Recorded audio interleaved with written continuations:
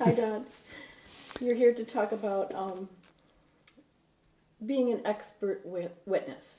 And how it helps a home buyer to get as much knowledge as they can.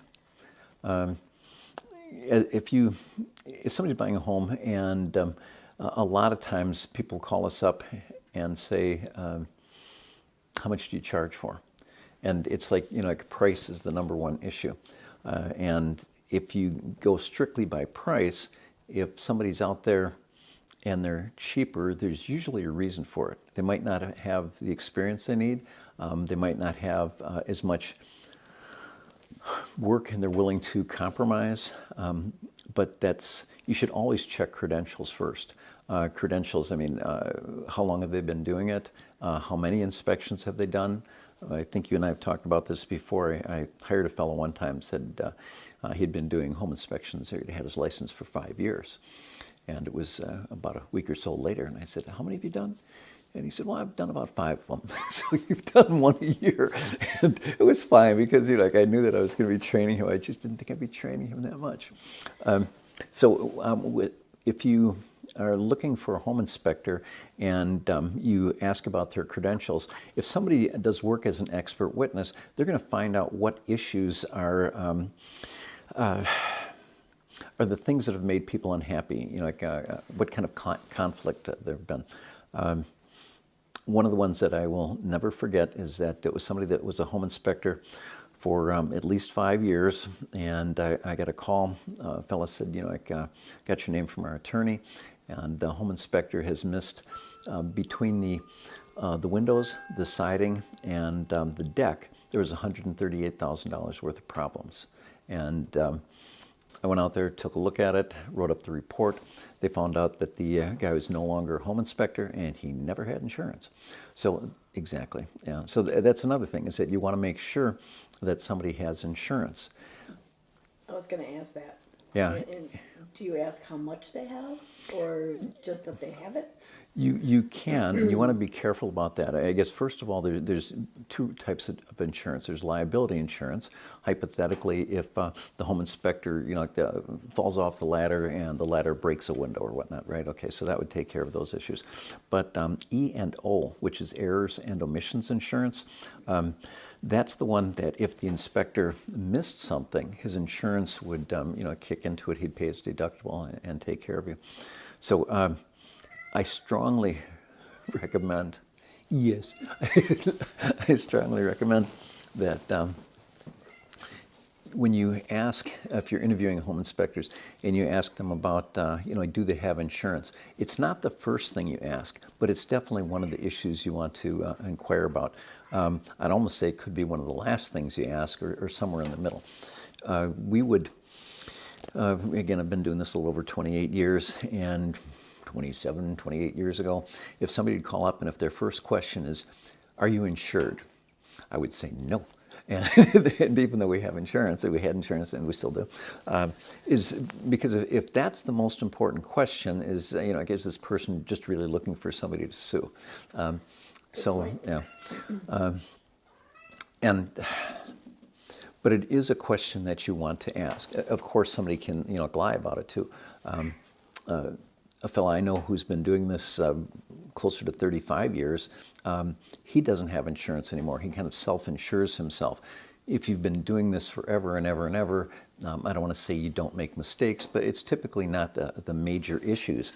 And if he's had issues, then he'll take care of it out of money he's set aside, rather than spending. Can't you get something from your insurance company that shows you have coverage? I thought I had to do that once in a while. You can if somebody asks. Yeah, it's called a COI, Certificate of Insurance. Yes. And I think only one person in like 17,000 of these 30 years almost has asked for a certificate of insurance, and we can go with that.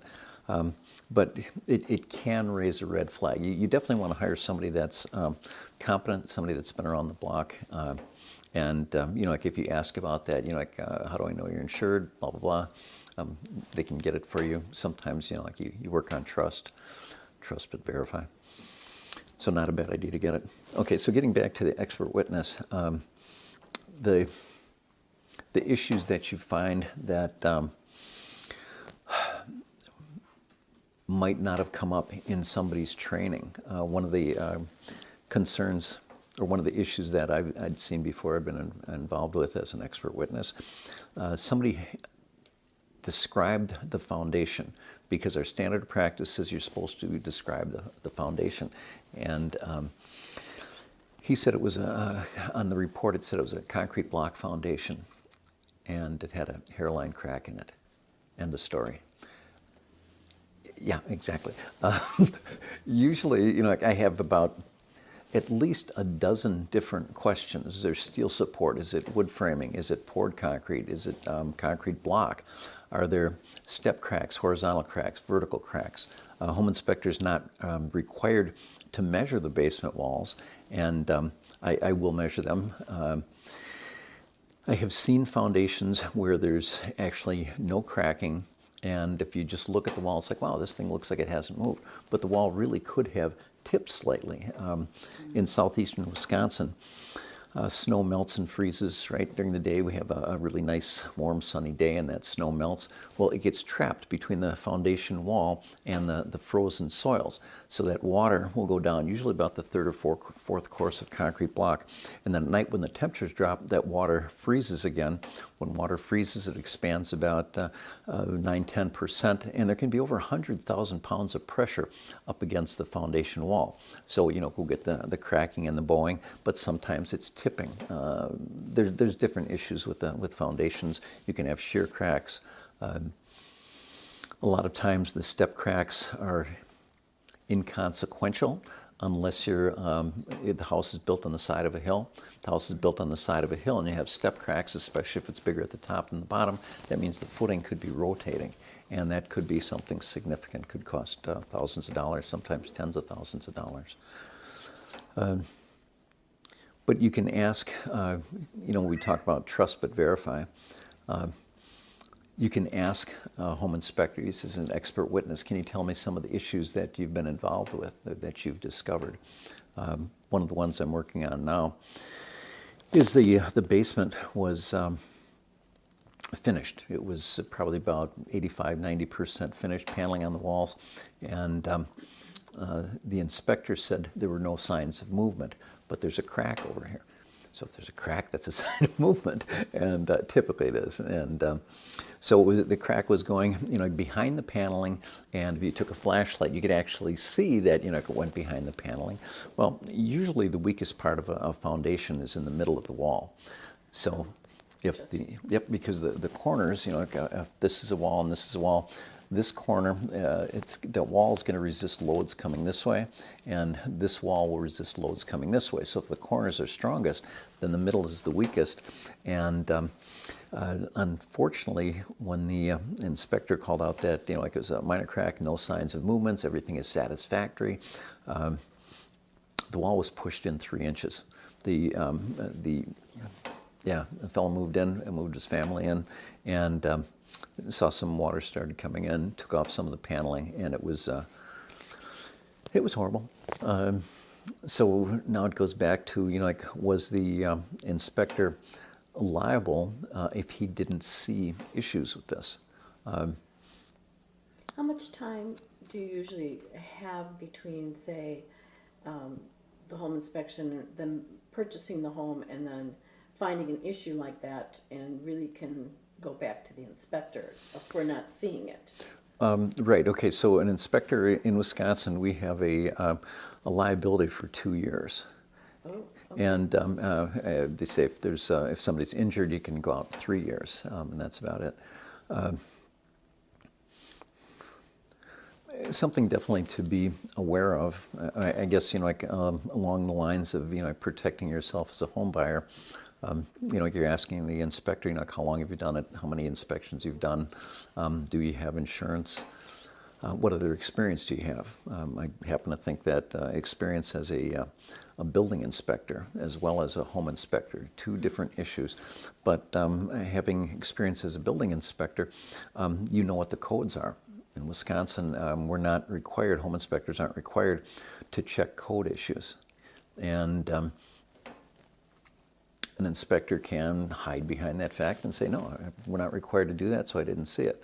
The height of a stair, and are the steps all even? About 2 years ago, it was October, a little frosty on the front stoop. It had settled, and from the first step up to the stoop is about 12 inches high. There's ice on the stoop. So the steps should be no more than 8 inches high. Some say 7.5 inches, so, a code issue, but definitely not a foot. So before I walk in the house, I write this up, like it's a potential trip hazard. And then as I'm leaving 3 hours later, I forgot. And so I slipped, fell, landed on my shoulder, and the damage to the rotator cuff was so bad that they had to do a full reverse shoulder replacement. So instead of a ball and socket, it's a socket and ball. And it also created some carpal tunnel problems, which now 2 years later, I'm still, getting over that. So when I bring up a code, for example, and say that's an issue, a real estate agent might say, well, it's not about the code. Well, sure, but it's still about trying to protect somebody's family, whether it's mom and pop, grandma and grandpa, like a child. Oh, most definitely. Yeah, you just want to be aware of some of these issues.